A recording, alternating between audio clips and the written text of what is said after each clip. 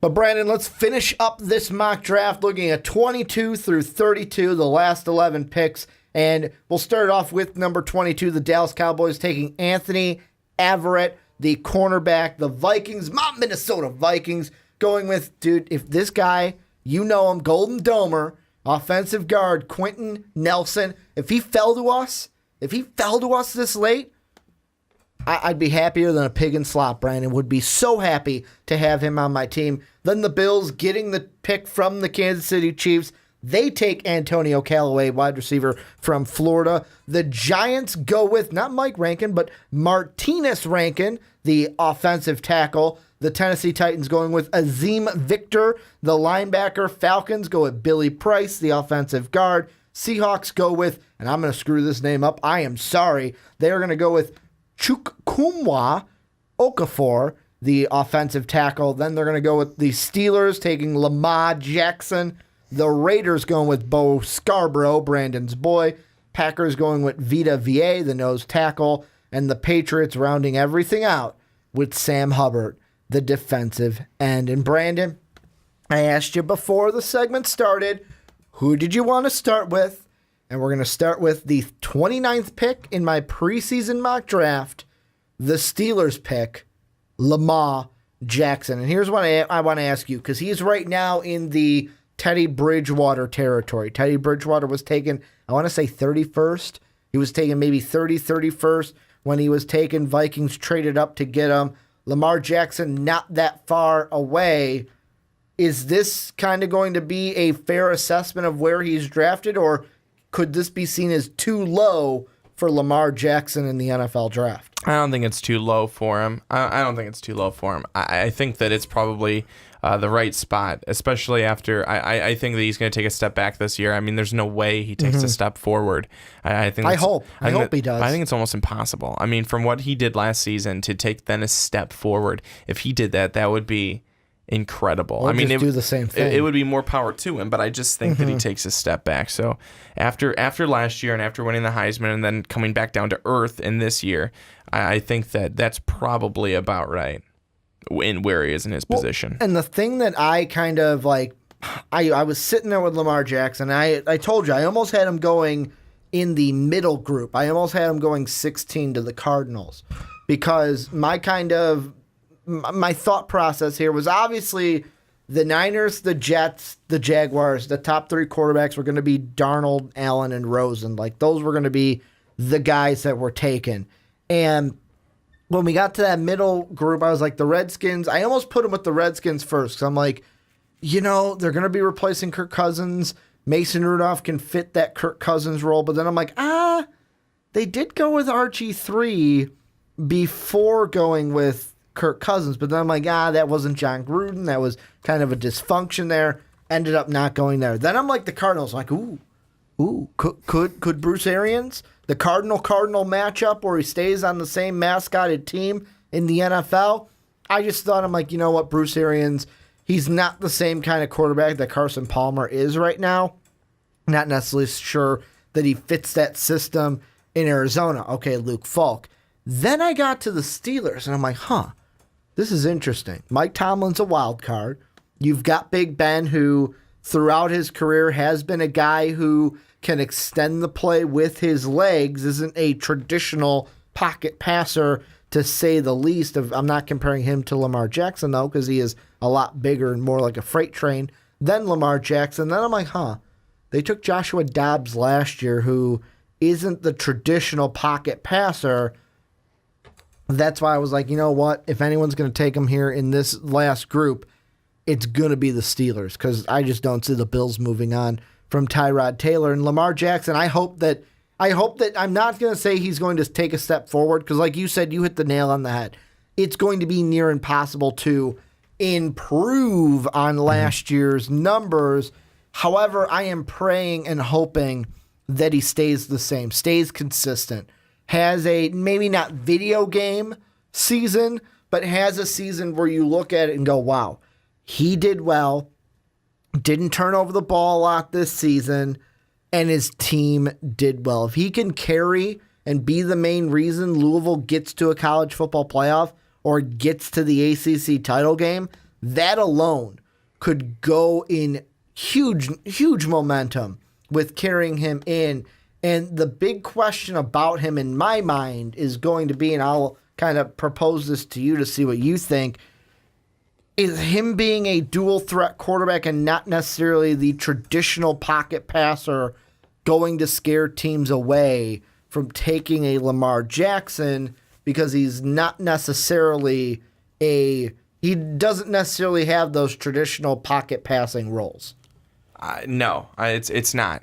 I mean, let's take a look at RG3. And let's not take a look at where RG3 ended up, but let's take a look at what he was when they got him. He was successful. He took the Washington Redskins to the playoffs. Well, until he got broken, basically.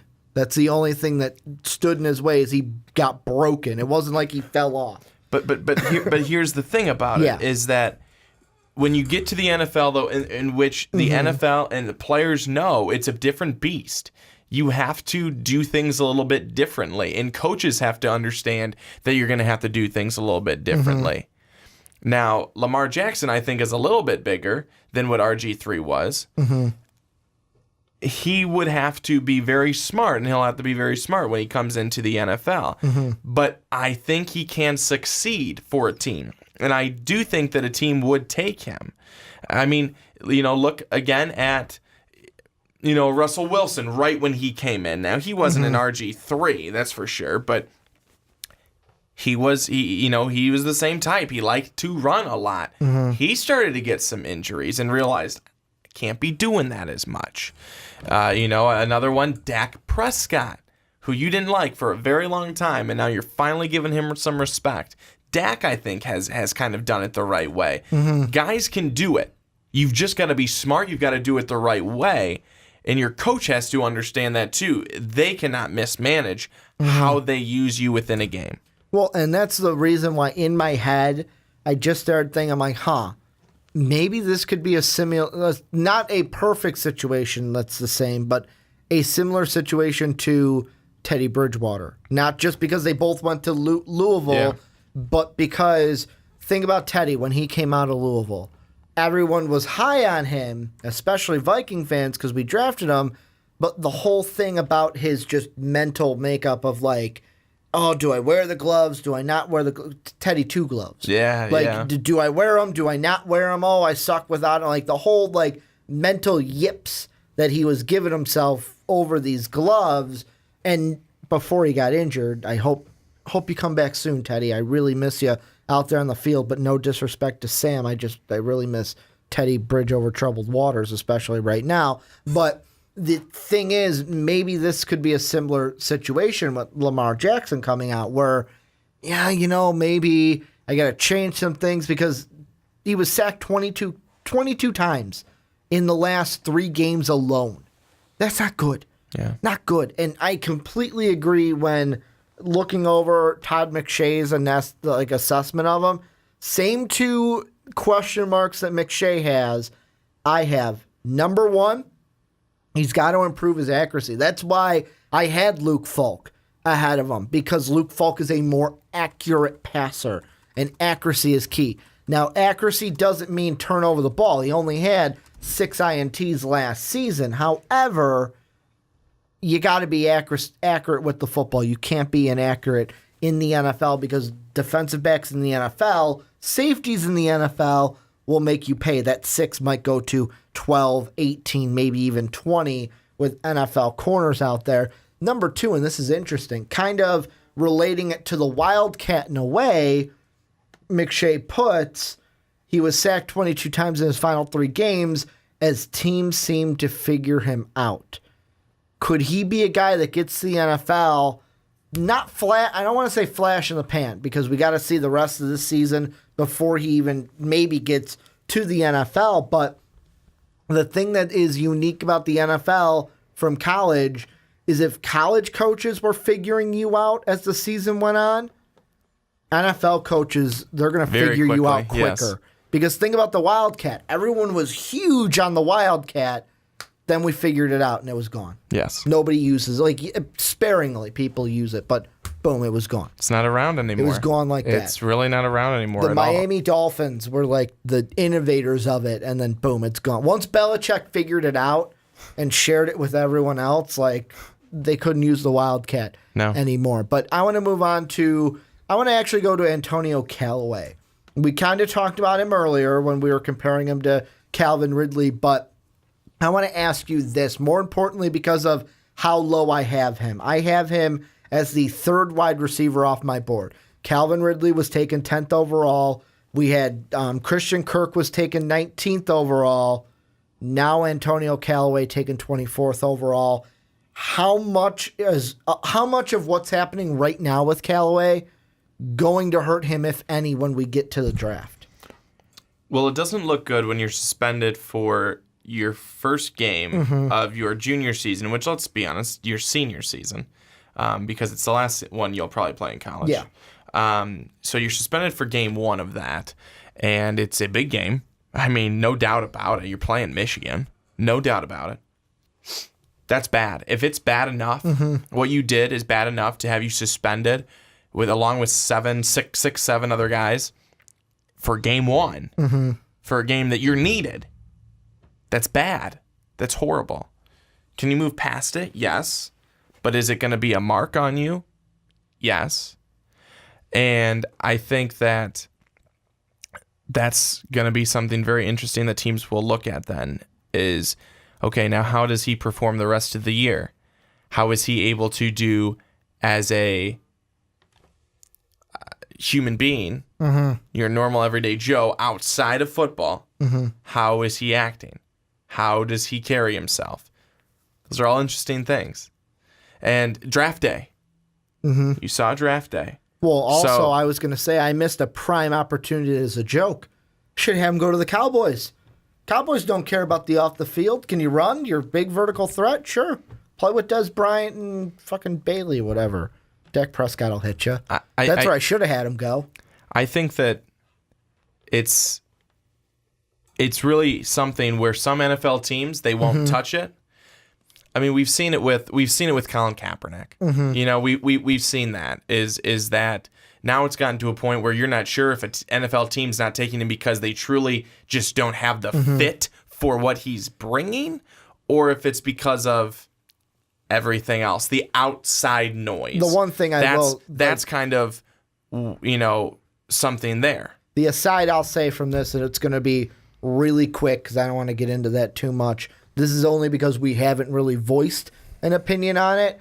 It doesn't fucking help when you've got the Ravens going with Harbaugh and Ozzie Smith going, yeah, we'd take him like he could help our team. And then you got the owner saying those boneheaded comments that he fucking made that made it seem like it was not a football decision. That's what muddies the water on that situation. But it is true. It's like Donald Trump and his communication team. It is true, though, what you're saying. Like, there are some teams to where it's like one off the field, the Patriots are one of them.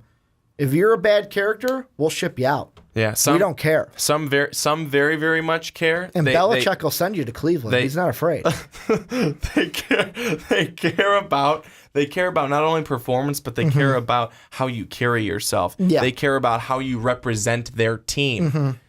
In other teams, the Dallas Cowboys, we joke about it, but being completely serious right now, they're a team that has taken on so many guys with off-the-field issues, and Jerry Jones will defend you in anything if you are talented.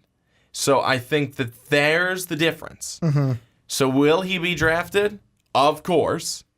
But what team is the next question? Because some teams where he may have gone as, you know, the second or third or fourth wide receiver, he may be dropping to lower than that. Yeah. Depending on how this season plays out and depending on how those other teams view him. Well, and the thing that I'm looking at right now, and I'm trying to find out, I'm just going to go basically off of the top 5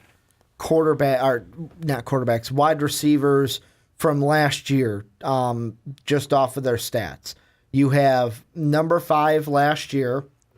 You've got Antonio Brown, whereas his height, if my page would load quick enough. It's not fucking working for me here.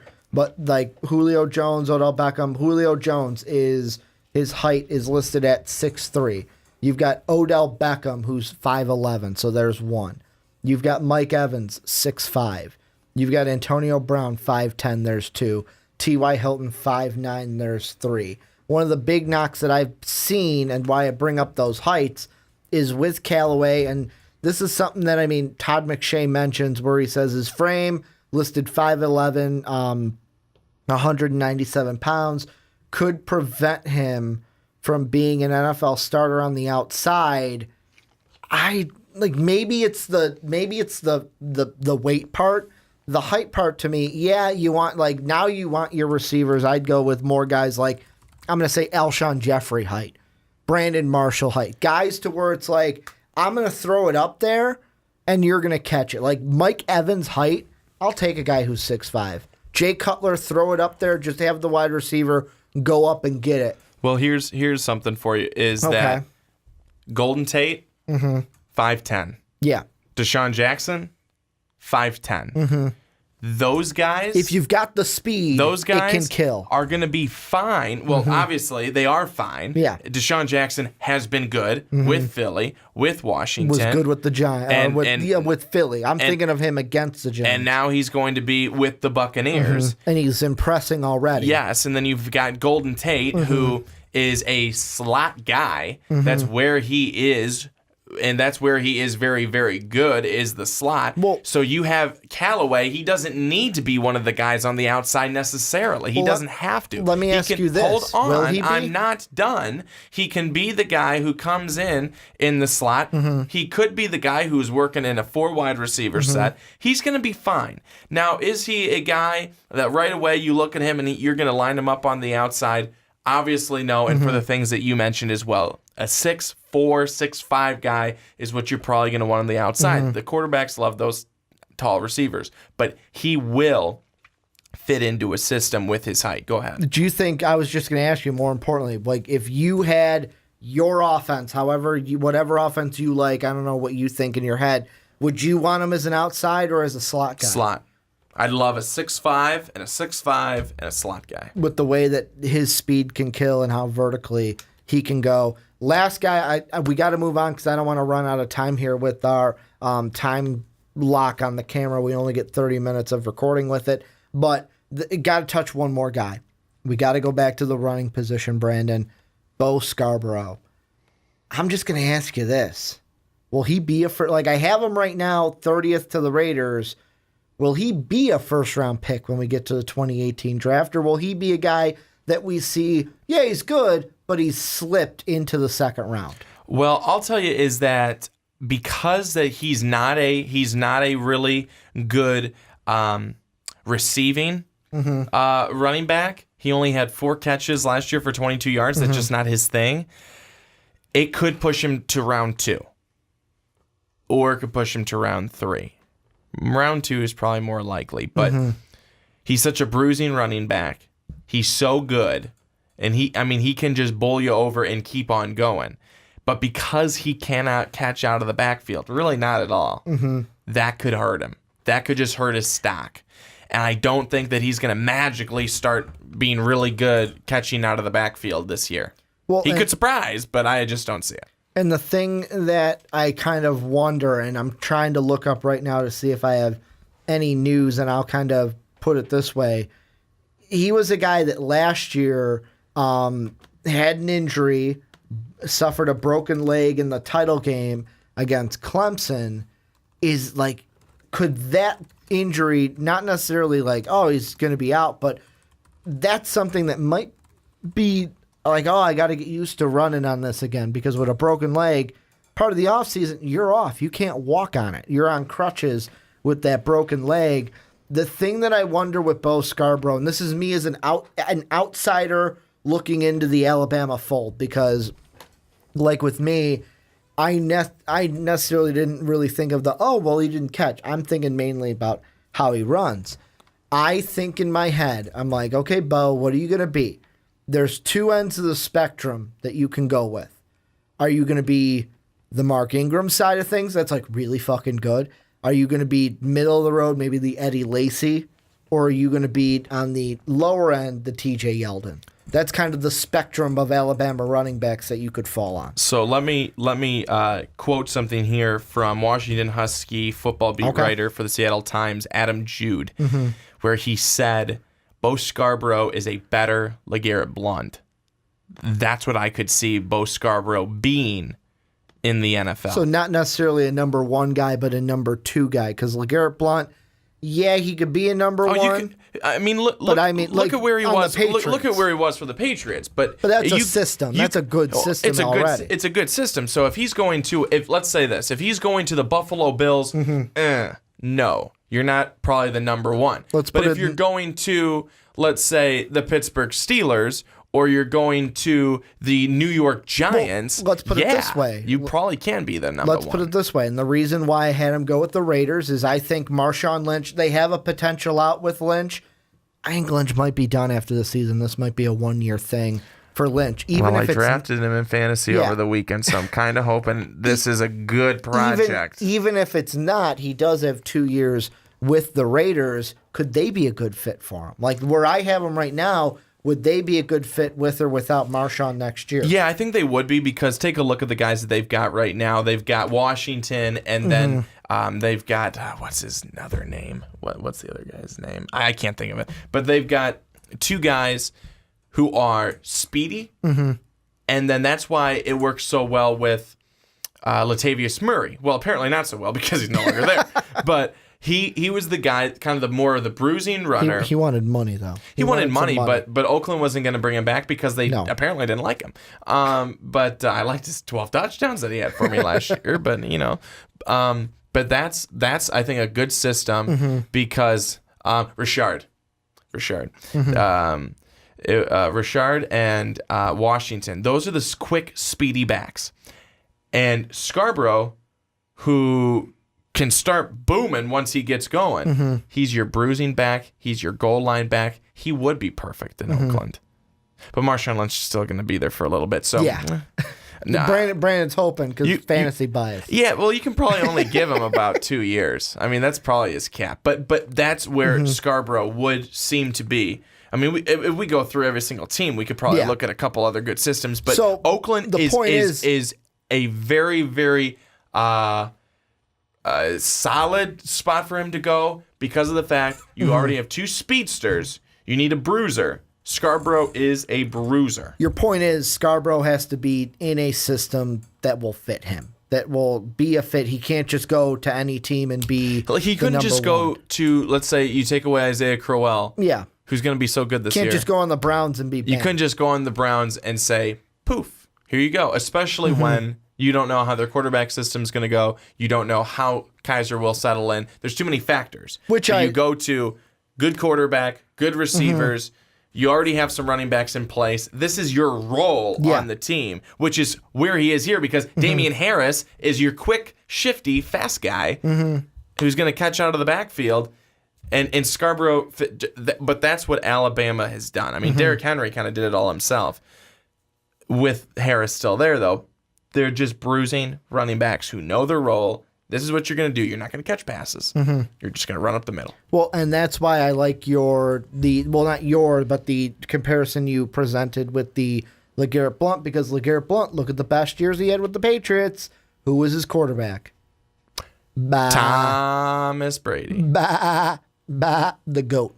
Basically, the GOAT. But this is where you guys come in. I want you guys to let me know down below. We'll let both of us, Brandon's included. Let me know down below what you guys think of anything we talked about, any of the picks that I had in my draft, any of the players that we highlighted in this podcast. Let us know what you guys think down below. Also, a bit of house cleaning to end. If you want to check out patreon.com/most valuable podcast. You get, for just $1 a month, you get an exclusive Patreon podcast each and every month. That will be starting back up in September on the 1st.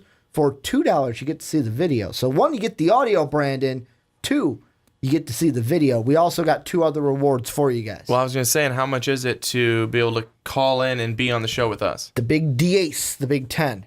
To call in, you pick the topic, you get to do it all, and get to talk to us on a show, or if you want to be somewhere else. But really, come on, like the Primetime Podcast is the one. Let me tell you this. I'm talking directly to you. You've got $10. If you enjoy this, even if you feel like you know more than us, which you probably all do, and that's fine. There have been a couple that have come out and said that. And that's fine. Show us. Come on the show, pick your topic, let's talk. But you got to pay $10. And if you don't have it, I know your mom or your dad does, or grandma or grandpa or aunt or uncle. $10. That's it. Come on, you can do it.